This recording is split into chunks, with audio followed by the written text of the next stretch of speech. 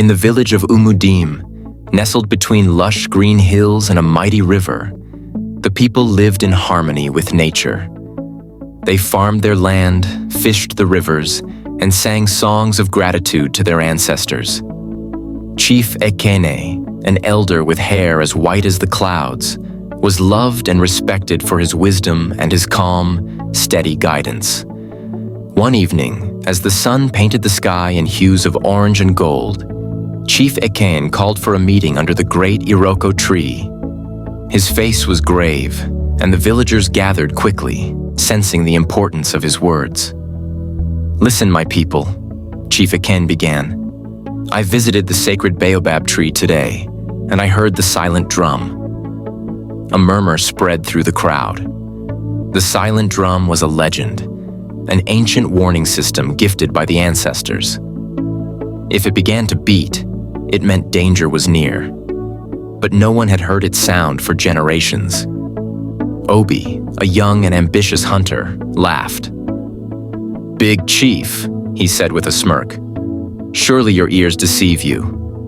The drum hasn't sounded in decades. Look around us.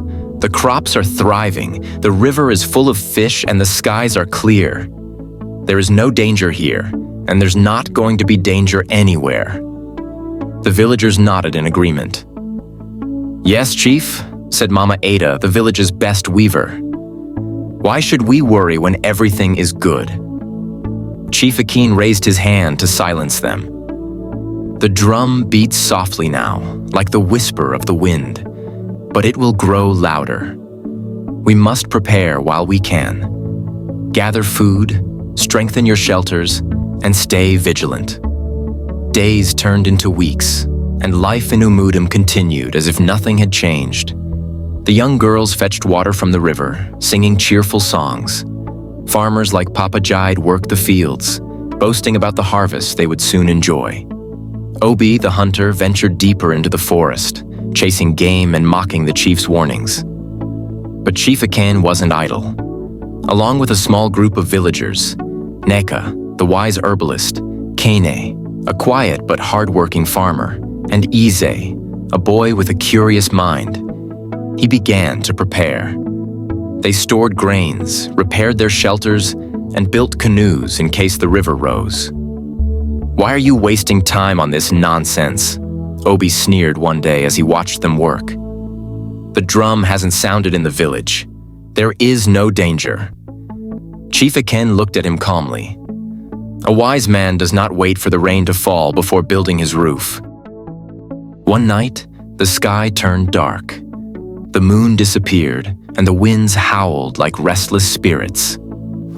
The silent drum, once faint, now roared through the forest. It was no longer a whisper. It was a thunderous call. Rain began to pour in torrents, flooding the fields and turning the river into a raging beast. Trees fell, and homes were swept away. The villagers ran in panic, crying for help. "Chief Ekene," Obi shouted as he struggled through the rising waters. "The drum! You were right. What do we do?" But the chief and his group were already safe. Their shelters held firm, and their stored food sustained them. They pulled others to safety in their canoes, but many were unprepared and lost everything. When the storm finally passed, the village was unrecognizable. Crops were destroyed, homes were gone, and the river had swallowed the land. The survivors gathered under the great Iroko tree, weary and broken. Chief Ekene stood before them, his face lined with sorrow. "The silent drum warned us," he said, "but you were too busy to hear it. The ancestors gave us the drum so we would be ready for times like this. We must never ignore the signs again." Obi stepped forward, humbled and ashamed. "Chief, I mocked you and I led others to ignore your wisdom. I have learned a bitter lesson. Arrogance blinds, but wisdom saves." The chief nodded. "Remember, my people, the signs of danger often come quietly at first. If we wait until the storm is upon us, it may be too late." The village rebuilt, stronger and wiser than before.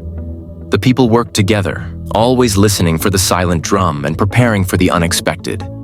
This story of the drum teaches us some lessons. 1. Be vigilant. Danger often comes with subtle warnings. Don't ignore the signs because life feels safe. 2. Be humble. Pride can blind you to wisdom. Listen to those with experience and insight. 3. Prepare in advance. It is better to be ready for a storm that doesn't come than to be caught unprepared. 4. Work together. In times of crisis, unity and cooperation can save lives. A message for us today. The silent drum is beating now in our world. Wars, disasters, moral decay, and spiritual deception are everywhere. Like the villagers of Umudim, we must not ignore the signs. The Bible warns us about these times, and it calls us to stay watchful, strengthen our faith, and share the hope of Christ with others. The storm is here, but so is God's grace. Will you be ready? Listen to the drum, prepare your heart, and stand firm. Subscribe to Timeless Parables to hear more stories that inspire and guide you through life's challenges. Together, we can face the storm and build a brighter future. Remember, you're never alone. The King is coming.